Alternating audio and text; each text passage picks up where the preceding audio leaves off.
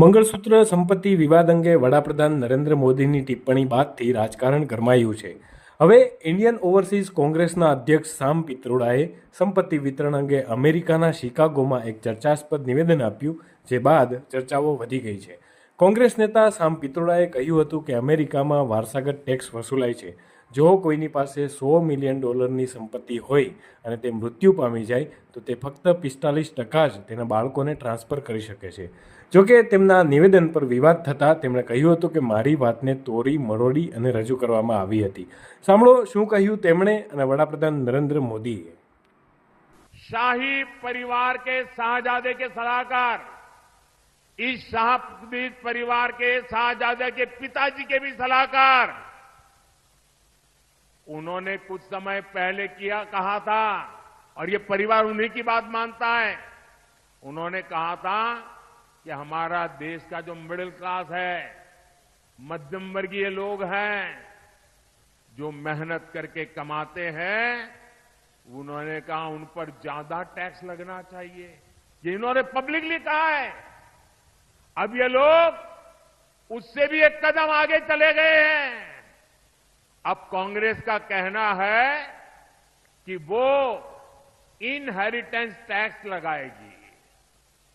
माता पिता से मिलने वाली विरासत पर भी टैक्स लगाएगी.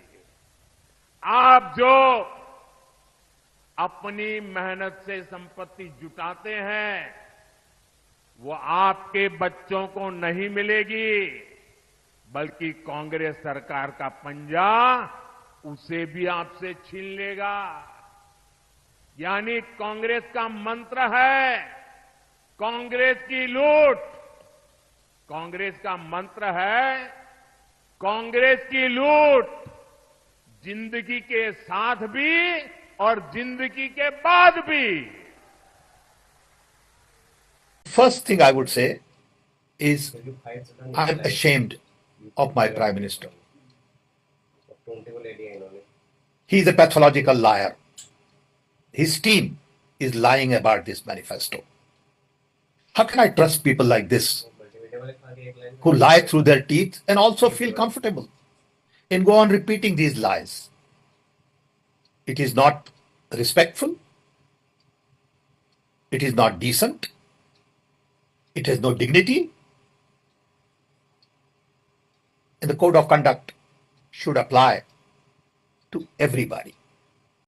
आज कांग्रेस पार्टी सैम पित्रोड़ा के बयान के बाद कंप्लीटली एक्सपोज हो गई है.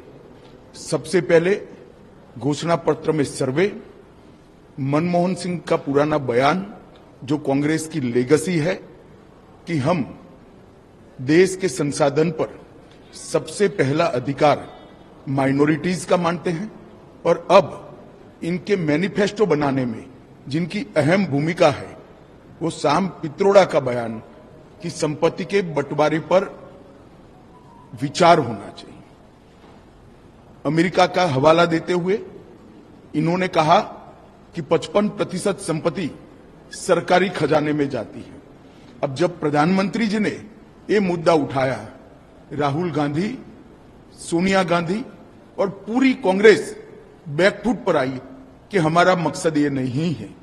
परंतु आज साम पित्रोड़ा जी के बयान ने कांग्रेस का मकसद देश के सामने स्पष्ट कर दिया है. वो देश के जनता की निजी संपत्ति का सर्वे कर निजी संपत्ति को सरकारी खजाने में डालकर, जो उन्होंने यूपीए के शासन में तय की थी प्रायोरिटी कि देश के संसाधन पर सबसे पहला अधिकार माइनॉरिटी और उसमें भी मुस्लिम लोगों का है, उस प्रकार से इसका बंटवारा करना चाहती है.